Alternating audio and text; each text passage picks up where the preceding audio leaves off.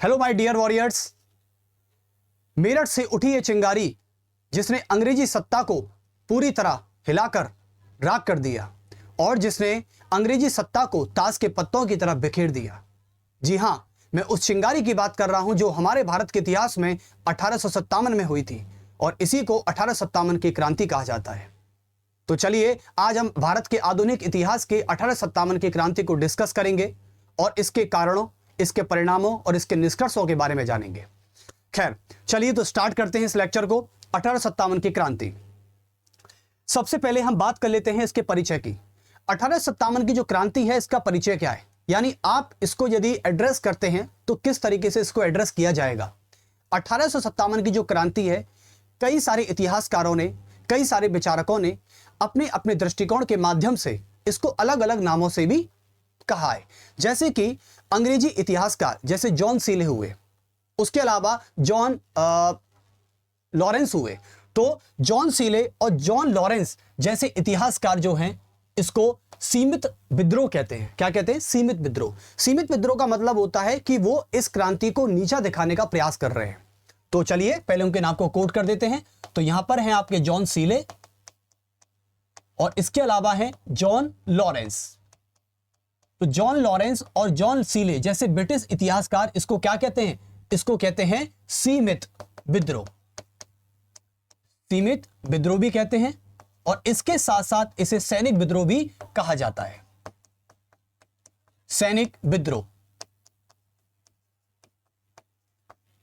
और कई सारे हमारे भारतीय क्रांतिकारी नेता और भारतीय इतिहासकार इस क्रांति को एक गर्वान्वित महसूस कराने वाले क्षण के रूप में इसे अलग नामों से पुकारते हैं। जैसे हम बात करें विनायक दामोदर सावरकर की, बीडी सावरकर, जिनको शॉर्ट नेम से जाना जाता है। ये वो व्यक्ति हैं जिन्हें, ये भारत के एकमात्र ऐसे क्रांतिकारी नेता हैं जिनको काले पानी की सजा अंग्रेजों द्वारा दी गई थी और बल्कि कभी किसी को 1 साल की सजा, 2 साल की सजा, 3 साल की सजा मिलती है, लेकिन ये वो क्रांतिकारी नेता हैं जिनको 2 जन्मों की सजा मिली थी, काले पानी की सजा, जो कि हमारे इतिहास में सबसे बुरी सजा मानी जाती है, काले पानी की सजा। तो बीडी सावरकर इसको 1857 की क्रांति को एक अच्छा महसूस कराने के लिए इसको क्या कहते हैं? ये राष्ट्रीय स्वाधीनता संग्राम माना जाता है।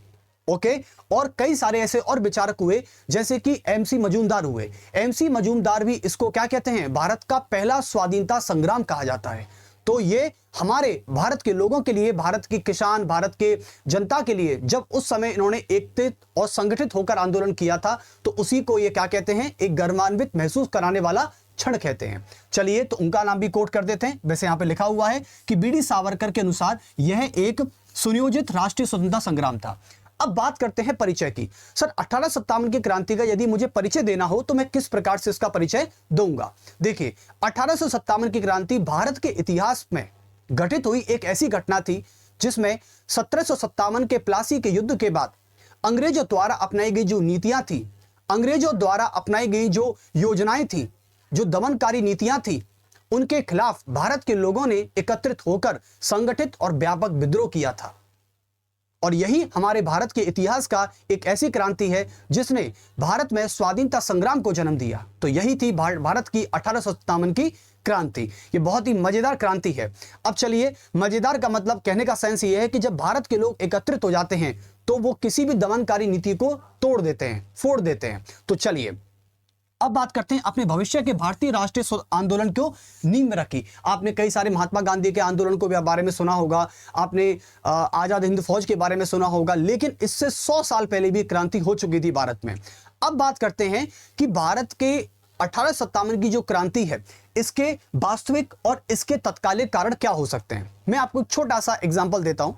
जैसे तत्कालिक कारण का मतलब होता है कि जब क्रांति हुई थी तो उससे पहले का जो कारण था वो क्या था, और वास्तविक कारण का मतलब होता है कि 1857 की जो क्रांति हुई थी उससे 100 साल पहले जो अंग्रेजों द्वारा अपनाई गई जो नीतियां थी, अंग्रेजों द्वारा अपनाई गई योजनाएं थी, उनसे भारत की जनता त्रस्त हो गई थी। और जब कहते हैं ना कि जब अंदर का गुस्सा फूटता है तो वो क्रांति का रूप ले लेता है। तो इसलिए भारत के लोगों के अंदर जो गुस्सा भरा हुआ था, जो रोष भरा हुआ था, अब वो क्रांति का रूप धारण कर चुका था। तो ये थे वास्तविक कारण। लेकिन वास्तविक कारणों में क्या क्या कारण हो सकते हैं, जैसे कि हम पढ़ते हैं पहले सामाजिक कारण, सामाजिक कारण के बाद पढ़ते हैं आर्थिक कारण और राजनीतिक कारण। अब मैं इनको खुलकर बताना चाहूंगा कि सामाजिक, आर्थिक और राजनीतिक कारण क्या थे। जैसे आपको नाम से स्पष्ट हो रहा होगा, सामाजिक कारण, इसको हम थोड़ा बाद में देखेंगे, पहले हम अपने स्तर पर डिस्कस कर लेते हैं। अब देखिए, सामाजिक कारण का मतलब क्या होता है। सामाजिक कारण का मतलब होता है कि समाज में घटित होने वाली वो घटनाएं जिसमें भारत के लोगों ने असुरक्षा और भय का एक माहौल बना दिया हो, कि भारत के लोगों के अंदर एक भय और असुरक्षा का माहौल बन जाता है, तब वो सामाजिक कारणों के श्रेणी में आता है। जैसे अंग्रेजों ने क्या किया, सबसे पहले धर्म एवं भारतीय समाज में हस्तक्षेप करना प्रारंभ कर दिया। समाज में हस्तक्षेप करना प्रारंभ कर दिया गया। अब इससे क्या था बच्चों, कि भारत के लोगों के अंदर एक भय और असुरक्षा का माहौल बन गया। उनको यह लगा कि अंग्रेज कहीं ना कहीं हमारे भारतीय समाज की परंपराओं, उनके रीति रिवाजों को परिवर्तित करना चाहते हैं। तो इसलिए अंग्रेजों ने इसी असंतोष के डर से एक क्रांति का कारण मान लिया कि सामाजिक कारण भी हो सकता है। अब कहेंगे सर, धर्म क्या इशू था, जो रिलीजन का इशू था वो कैसे था? क्योंकि अंग्रेज जो थे वो उस समय अपनी शिक्षा व्यवस्था के लागू करने के चक्कर में लगे हुए थे। तो उस समय के जो भारत के लोग थे, उनको यह लगा कि अंग्रेजी शिक्षा के लागू होने पर स्कूल या चर्च के माध्यम से जो अंग्रेज हैं वो अपना जो ईसाई का जो धर्म है वो हिंदू धर्म पर थोप रहे हैं, या हिंदू धर्म से लोगों को ईसाई धर्म में कन्वर्ट कर रहे हैं। तो लोगों के अंदर ऐसा भी कुछ डर बना हुआ था। अब आते हैं आर्थिक कारणों पर। तो इस पर हो सकता है दूसरा कारण है इसमें धर्म परिवर्तन का डर। धर्म परिवर्तन का डर। अब बात करेंगे दूसरी आर्थिक कारणों की। भाई, आर्थिक कारणों से नाम से स्पष्ट हो रहा है कि कोई लेन देन का मामला है, कोई या पैसे का मामला है जिसमें भारत के लोगों का शोषण हुआ है। तो चलिए आर्थिक संसाधनों की बात करते हैं। अंग्रेजों ने अपनी आर्थिक नीतियों के तहत, आर्थिक शोषणकारी नीतियों के तहत क्या किया, किसानों पर भारी लगान और कर वसूली को कठोर बना दिया, जिससे भारत का किसान लगातार कर्ज में डूब रहा था। और भारत के जो किसान थे, जब वो कोई ऋण लेने जाते थे, कोई लोन लेने जाते थे, तो उनको भारी इंटरेस्ट पर वो पैसा चुकाना होता था। इससे भारत का किसान लगातार डूबता चला गया, और डूबते डूबते भारत के बंगाल, बिहार, उड़ीसा के किसानों ने तो आत्महत्या भी कर ली थी अपने परिवार को छोड़कर। तो ऐसी स्थिति भारत में भी एक बार जन्मी है। दूसरा आर्थिक कारण क्या हो सकता है? जैसे आर्थिक कारणों में अंग्रेजों ने अपनी तकनीकी संसाधनों के माध्यम से जो भारत का जो व्यापार था उसको ठप कर दिया। भारत के कई सारे उद्योग धंधे बिल्कुल पूरी तरह नष्ट हो चुके थे। तो यह भी आर्थिक कारणों की श्रेणी में गिना जाता है। तो सबसे पहला कारण आप क्या ले सकते हैं? जैसे कि मशीनें, जैसे कि मशीनों की बात करें, हमने बात की मशीनों की, तो मशीनों के कारण या फिर तकनीकी के कारण। तो तकनीकी आने से क्या था कि भारत के जो व्यापार थे, उद्योग धंधे थे, वो पूरी तरह नष्ट हो गए। उद्योग धंधे क्या हो गए? नष्ट हो गए। तो यह भी कारण हो सकता है। और दूसरा यह था कि यहां पर जो कर वसूली हुआ करती थी, कर वसूली और लगान जो था उसको क्या कर दिया? लगान नीति को कठोर बना दिया, कठोर बना दिया। अब जब लगान नीति कठोर होगी और जब किसान ऋण लेने जाता था तो उसको भी भारी ब्याज पर पैसा चुकाना पड़ता था। अब सोचिए, जिस किसान पर मूल राशि चुकाने को पैसा नहीं है वो ब्याज कहां से चुकाएगा? तो ऐसे किसानों को भी यहां पर परेशान किया गया आर्थिक नीतियों से। अब आते हैं राजनीतिक कारण। राजनीतिक कारणों का मतलब होता है कि जो समाज में जो पॉलिटिकल परसेप्शन बनाया जाता है, या जैसे कि सरकारी पद हुए, राजनीतिक अधिकार हुए, क्या वो भारत के लोगों को मिल रहे थे या नहीं मिल रहे थे? तो अंग्रेजों ने राजनीतिक नीतियों के तहत अपनी विस्तारवादी नीतियों को जन्म देना प्रारंभ कर दिया। विस्तारवादी नीति यह कहती है कि, जैसे आपको नाम याद होगा, लॉर्ड डलहौजी। लॉर्ड डलहौजी जो भारत का गवर्नर जनरल रह चुका है अपने समय का, उस लॉर्ड डलहौजी ने भारत में एक गोद निषेध नीति को जन्म दिया था। किसको? गोद निषेध नीति, आपको याद होगा। तो गोद निषेध जो नीति थी इसको जन्म दिया, और गोद निषेध नीति के तहत इसने क्या किया? इसने कहा कि जिस रियासत का सगा राजकुमार नहीं होगा, उस रियासत की जमीन को अंग्रेजों द्वारा हड़प लिया जाएगा। और आपको याद होगा, झांसी हो, चाहे सतारा हो, चाहे नागपुर हो, और नागपुर के बाद अवध हो, अवध को तो कुशासन के आरोप में अवध पर कब्जा किया गया। तो ऐसी ही कुछ घटनाएं यहां पर देखी जाती हैं। तो गोद निषेध नीति ने क्या किया? विस्तारवादी नीति को जन्म दिया। अब यहां पर क्या था कि भारत के जो नवाब थे, भारत के जो राजकुमार थे या राजा थे, उनके जो पखवाड़े थे, जो रियासत थी, उन सभी पर कब्जा करना प्रारंभ कर दिया। तो जिससे राजा और राजा के समर्थन में जो जनता थी, उनके अंदर भी एक गुस्सा भर चुका था। तो यहां पर आ सकता है विस्तारवादी नीति। विस्तारवादी नीति आ सकती है। विस्तारवादी नीति के अलावा और क्या आ सकता है? इसके अलावा आ सकता है हड़प नीति। एक थी राज्य हड़प नीति, राज्य हड़प नीति। और राज्य हड़प नीति के अलावा और क्या हो सकता है? जैसे कि इसमें एग्जाम्पल सेट कर सकते हैं, झांसी है, सतारा है, नागपुर है, आपका अवध है। इन पर तो डलहौजी ने लगातार कब्जा कर लिया था। क्या कहकर? कि इनका सगा राजकुमार नहीं है। तो जिस राजा या रानी के सगा बेटा नहीं होता था, तो उनको गोद लेने की अनुमति नहीं थी, बल्कि अपनी रियासत को डलहौजी को जाकर दे दो, अन्यथा उस रियासत पर कब्जा कर लिया जाएगा। तो जैसे कि इसमें झांसी हुआ करता था, झांसी है आपका, इसमें नागपुर है, और नागपुर के अलावा सतारा है, और सतारा के अलावा कौन है? अवध। तो ऐसी रियासतों पर अंग्रेजों द्वारा विस्तारवादी नीति के तहत कब्जा कर लिया गया। अब आते हैं प्रशासनिक कारण। तो प्रशासनिक कारण क्या था? प्रशासनिक कारण का मतलब होता है कि ऊंचा और नीचा, यानी लगभग सामाजिक भेदभाव से ही उत्पन्न होता है प्रशासनिक भेदभाव। कैसे? अंग्रेजों ने क्या किया? अंग्रेजों ने अपने व्यक्तियों को ऊंचे ऊंचे पदों पर बैठा दिया, जबकि भारत के लोगों के साथ एक अपमानजनक व्यवहार करने लग गए। भारत के लोगों को एक नीचा दिखाने का प्रयास किया गया, और न्याय प्रणाली इतनी महंगी कर दी गई कि भारत के लोगों के साथ यदि अन्याय होता भी था और होता था तो वो न्याय की मांग करने के लिए उनके पास इतनी रकम और इतने पैसे नहीं हुआ करते थे। तो कहने का मतलब है कि उनके साथ प्रशासनिक या सामाजिक भेदभाव भी किया गया। तो यहां पर क्या हो गया? यहां पर न्याय प्रणाली महंगी कर दी गई। न्याय प्रणाली काफी कॉस्टली यानी महंगी कर दी गई। बताइए। और न्याय प्रणाली महंगी करने के साथ साथ और क्या किया? और पुलिस प्रशासन को इतना कठोर बना दिया कि वो भारत की जनता पर लगातार अत्याचार किया करते थे। तो अत्याचार चारों तरफ फैला हुआ था, यानी इसे कहते हैं घोर पाप। तो चलिए, ये थे प्रशासनिक कारण। अब ये लगातार 1757 के प्लासी युद्ध के बाद, जब अंग्रेजों ने भारत पर पूरी तरह प्रत्यक्ष शासन स्थापित कर लिया था, 23 जून 1757 के प्लासी युद्ध को जीतने के बाद, तो 1757 से लेकर 1857 तक तो अंग्रेजों द्वारा इन अपनाई गई शोषणकारी नीतियों के फलस्वरूप भारत के लोगों ने अपने असंतोष और अपने भय के डर से इस क्रांति को जन्म दिया, जो क्रांति आपको आज मैं पढ़ा रहा हूं, 1857 की क्रांति। तो यही वास्तविक कारण थे इनके। चलिए, अब आते हैं नेक्स्ट, प्रमुख नेता कौन थे? जब 1857 की जो क्रांति थी, उसके प्रमुख नेता कौन थे? जैसे कि आपको मंगल पांडे याद होंगे। मंगल पांडे हमारे 1857 की वो सबसे पहले व्यक्ति हैं जिन्होंने इस क्रांति को जन्म दिया तत्कालिक कारणों में। अब तत्कालिक कारणों में सर क्या था? मैं एक छोटी सी स्टोरी बता देना चाहता हूं। इतना मैं यहां पर लिख नहीं सकता उस स्टोरी को, काफी बड़ी है, लेकिन मैं इतना बता दूं कि तत्कालिक कारणों में आपको याद होगा कि अंग्रेजों ने इन सभी वास्तविक कारणों के अलावा सेना में, जो सेना थी, उस सेना में एक नियम लागू किया था कि जो इनफील्ड की जो बंदूकें होंगी, जो राइफल्स होंगी, उन राइफलों में जिस कारतूस का प्रयोग किया जाएगा, वो कारतूस गाय और सूअर की चर्बी से बनी होंगी। समझे? अब गाय जो थी वो हिंदुओं के लिए पवित्र मानती है, ठीक है। अब कारतूसों में गाय और सूअरों की चर्बी का प्रयोग किया जाएगा। अंग्रेजों की कुछ ऐसी नीतियां थी, ठीक है। अब अंग्रेजों का गाय और सूअर की चर्बी का प्रयोग करने के पीछे भी अंग्रेजों के कई सारे कारण थे, कि जैसे वो जल्दी खराब नहीं होती या बरसात के मौसम में वो सील नहीं पकड़ते, तो कुछ ऐसा माना जाता है बेसिक लेवल पे। लेकिन अब क्या करते हैं, जो हिंदू और मुसलमान थे, उन्होंने इसे धर्म में हस्तक्षेप मान लिया। अब ये बताइए, जब कारतूस पर आप गाय की चर्बी लगाओगे और उस कारतूस के जो सर होता है, जो कारतूस का जो ऊपरी सिरा होता है, उसको आप दांत से कैसे काट सकते हो, क्योंकि उसमें तो गाय की चर्बी लगी हुई है। तो हिंदू धर्म को यह अपमान लगा।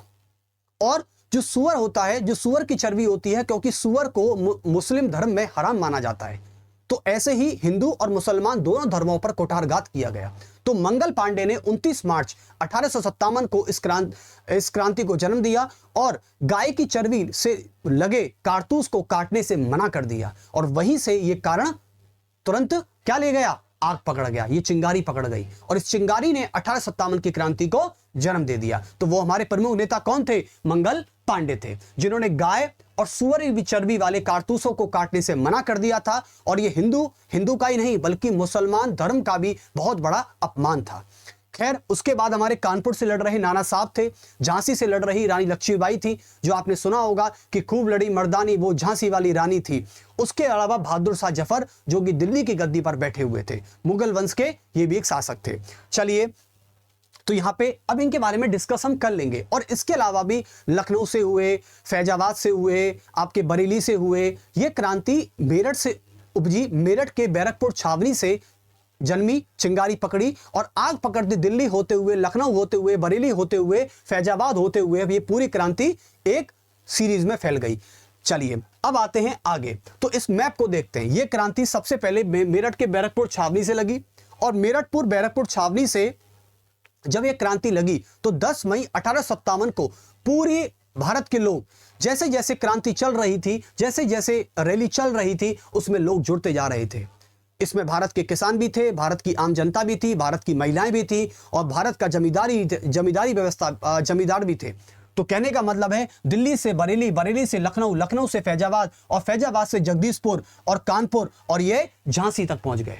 तो कहने का मतलब मेरा यही है कि पूरा मैप आपके सामने स्पष्ट है। ये दिल्ली से निकले बरेली, लखनऊ और यहां तक, और उस क्षेत्र पर उनका नेतृत्व कौन कर रहा था देखिए। दिल्ली से बहादुर शाह जफर जो कि दिल्ली की गद्दी पर बैठे हुए थे मुगल वंश से, उसके अलावा बरेली से खान बहादुर खान कर रहे थे, लखनऊ से बेगम हजरत महल कर रही थी और फैजाबाद से मौलवी अहमदुल्ला कर रहे थे, और उसके अलावा नाना साहिब और तात्या टोपे कानपुर से कर रहे थे और जगदीशपुर से तो कुंवर सिंह कर ही रहे थे। तो ये सारी घटना 1857 की क्रांति एक चिंगारी की तरह, ये कहते हैं ना कि मिट्टी का तेल डालो और उसमें आग आप लगा भी देते हैं, तो मिट्टी का तेल यानी जैसे जैसे वो आग चिंगारी पकड़ती है और वो आग का रूप धारण कर लेती है। तो यही हमारी 1857 की क्रांति का एक रूप है, जो जिस तरीके से इसको फैलाया गया। उसके बाद हम बात करते हैं ये विद्रोह विफल क्यों हुआ। सबसे प्रमुख कारण यह है कि विद्रोह विफल क्यों हुआ। मैंने कभी नहीं कहा कि 1857 की क्रांति एक सफल विद्रोह था। क्या मैंने शुरुआत में बोला? बिल्कुल नहीं बोला, क्योंकि शुरुआत में ये बोलना इस बात का प्रमाण है कि यदि हमें इस क्रांति में सफलता मिली होती तो हम आजाद 1947 में क्यों हुए, जबकि 1857 से लेके 1947 यानी और आजाद होने में हमें और 100 वर्ष लग गए। क्यों लग गए? इसलिए क्योंकि ये असफल विद्रोह था। और ये बात कहने में कोई बुराई नहीं है, इसमें भारत की जनता का अपमान नहीं है, लेकिन ये क्यों हुए ये कारण जानना बहुत जरूरी है। सबसे पहले बात करते हैं सीमित प्रभाव। बिल्कुल सीमित प्रभाव था इसमें। सीमित प्रभाव का मतलब होता है, आपने देखा होगा भारत की बात करें तो भारत उत्तर पश्चिम दक्षिण उत्तर जो भी हैं, जो भी दिशा में फैला हुआ है, भारत का यह 1857 की जो क्रांति थी ये मेरठ से निकली और दिल्ली पहुंची, दिल्ली से लखनऊ, बरेली, बरेली लखनऊ, फैजाबाद, फैजाबाद से होते हुए कानपुर। तो इस तरीके से क्रांति फैली गई। लेकिन इस क्रांति का प्रभाव केवल मध्य और पश्चिम भारत की तरफ तक ही सीमित था, दक्षिण भारत तक की तरफ ये सीमित नहीं था। दक्षिण भारत तो ये पहुंचा ही नहीं, तो इसलिए इसका सीमित प्रभाव है। क्रांति होती है तो क्रांति बड़े स्तर पर की जाती है, लेकिन जब क्रांति छोटे स्तर का रूप धारण कर ले तो वो क्रांति सीमित ही मानी जाती है। इसलिए आपको पता होगा एनसी मजूमदार जैसे इतिहासकार इस विद्रोह को सीमित विद्रोह के नाम से भी जानते हैं। अब दूसरा था कमजोर नेतृत्व। कमजोर नेतृत्व का मतलब होता है कि नेतृत्व जो था वो कमजोर था, क्योंकि क्रांति में कुछ ऐसे दृष्टिकोण थे जिनकी अलग अलग क्या थी, सीमाएं थी। जैसे इसमें लिखा हुआ है विद्रोहियों के पास एक केंद्रीय नेतृत्व नहीं था कि नेतृत्व कौन करेगा। और वैसे भी आप जानते हैं दिल्ली की गद्दी पर बैठा हुआ बहादुर शाह जफर जो कि अपने पूरे वंश का सबसे कमजोर शासक माना जाता है।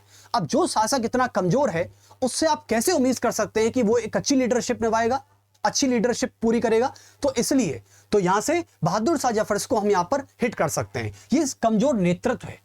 यदि हमारा नेता कमजोर होगा तो टीम कैसे काम करेगी? टीम का काम करने का सवाल बनता ही नहीं है, टीम में खुद डिमोटिवेट हो जाएगी। ठीक है, तो कहते हैं ना एक नारा भी तो है कि हमारा नेता कैसा हो, हमारा नेता ऐसा हो। यानी इसका मतलब वो उस व्यक्ति का नाम नहीं लेना चाह रहे, लेकिन वो ये कहना चाह रहे हैं कि हमारा नेता एक अच्छे नेतृत्व वाला हो।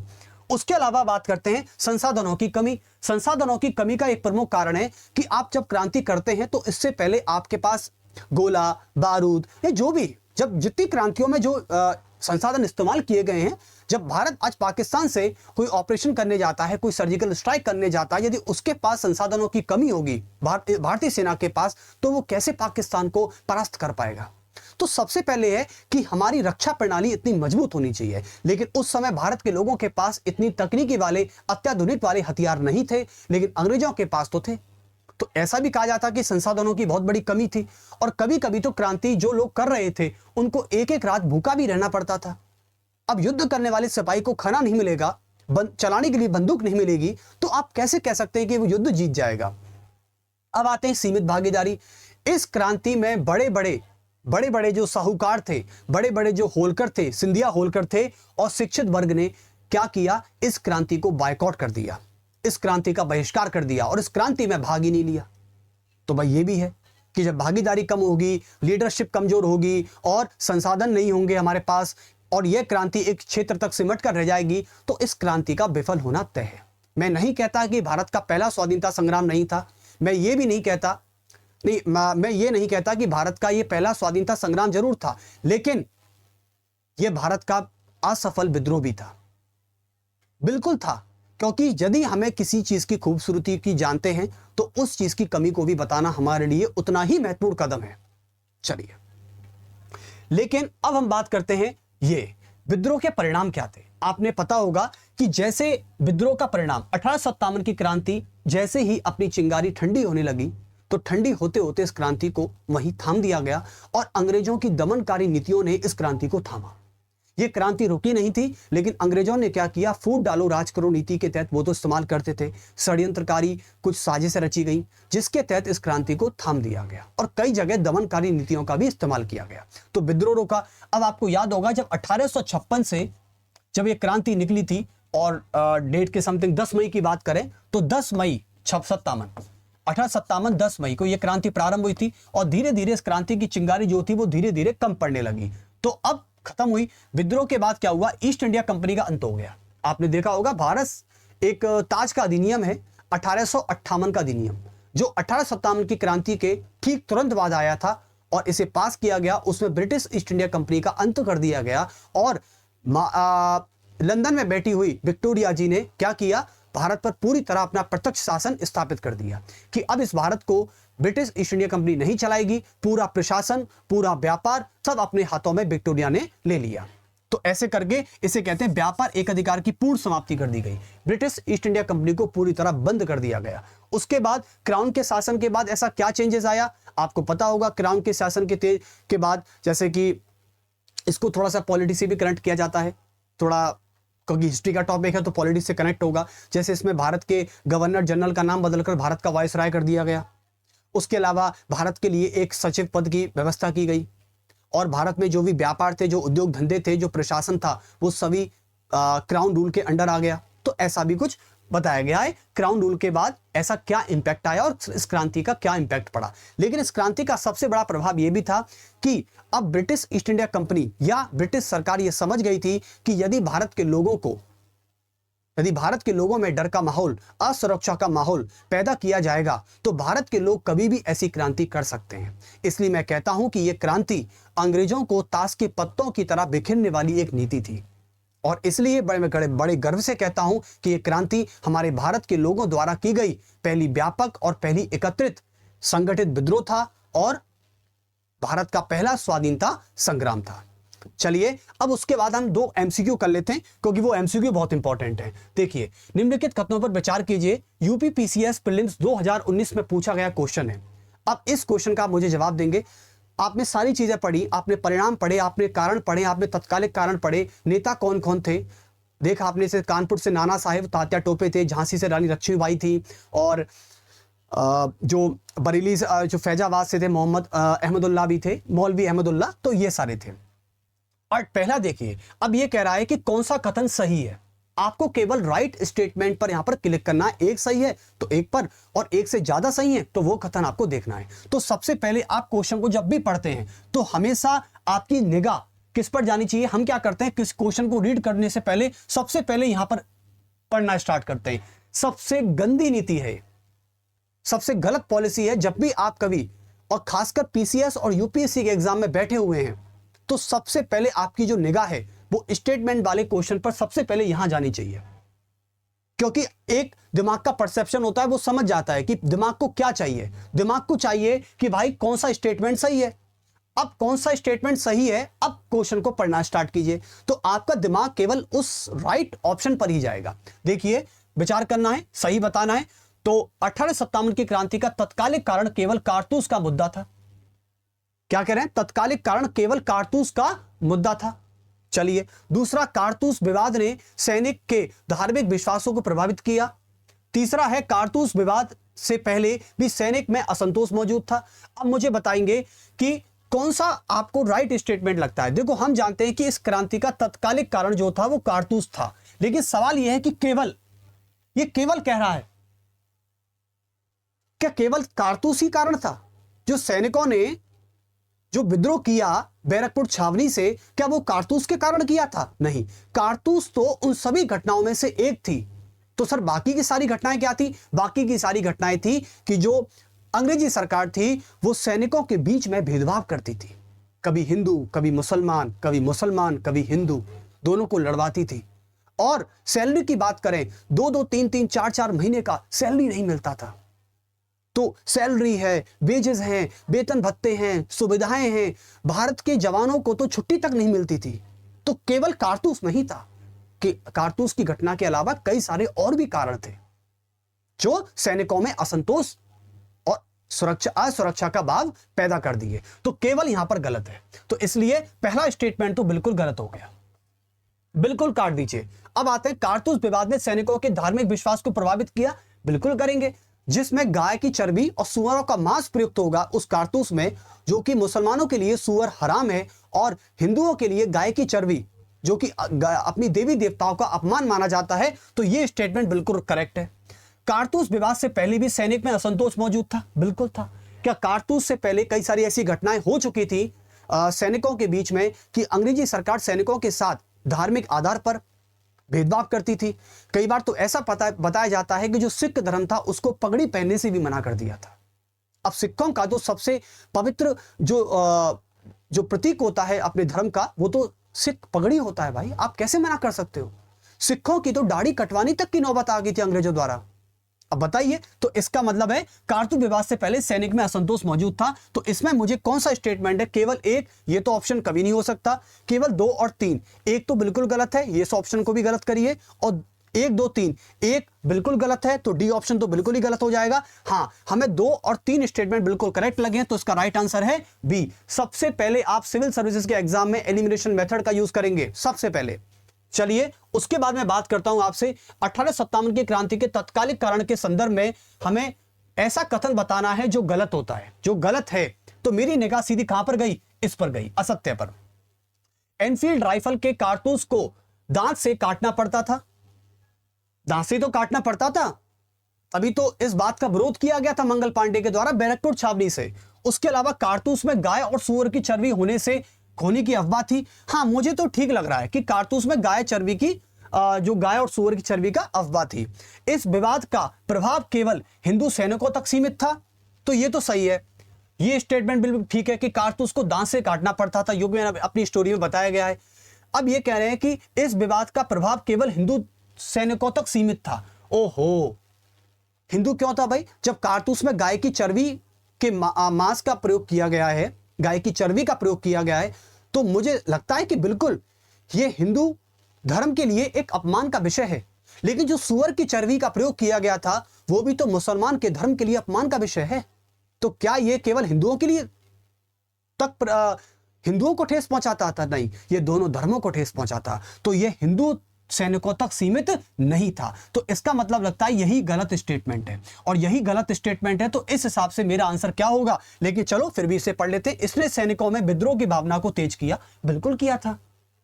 चलिए, तो ये स्टेटमेंट राइट है, लेकिन इसने क्या पूछा कि कौन सा स्टेटमेंट गलत है, और जो स्टेटमेंट गलत है वही आपका आंसर है। तो इसका राइट आंसर क्या हुआ? दिस। तो आंसर लिख देंगे, इसका आंसर है सी। तो ये थी आपकी 1857 की क्रांति, जिस पे बेस्ड मैंने एमसीक्यू भी कराए, मैंने आपको परिणाम बताया, मैंने आपको कारण बताए, मैंने आपको निष्कर्ष बताया, मैंने आपको परिचय बताया। अब मुझे बताइए, क्या आप पीसीएस के लिए इसकी शॉर्ट राइटिंग, आंसर राइटिंग नहीं कर सकते? मुझे एक बात बताइएगा, इससे ज्यादा मैं क्या ही बोलूं। खैर, तो मुझे भी बहुत अच्छा लगा 1857 की क्रांति को कराते हुए बड़ी स्माइल के साथ। लेकिन जब इतिहास पढ़ाते हैं तो इतिहास पढ़ाते वक्त थोड़ा सा अग्रेशन शरीर में आ ही जाता है, क्योंकि इतिहास है, समझे? खैर, कोई नहीं, तो फिर आपसे मिलते रहेंगे। जय हिंद, जय भारत।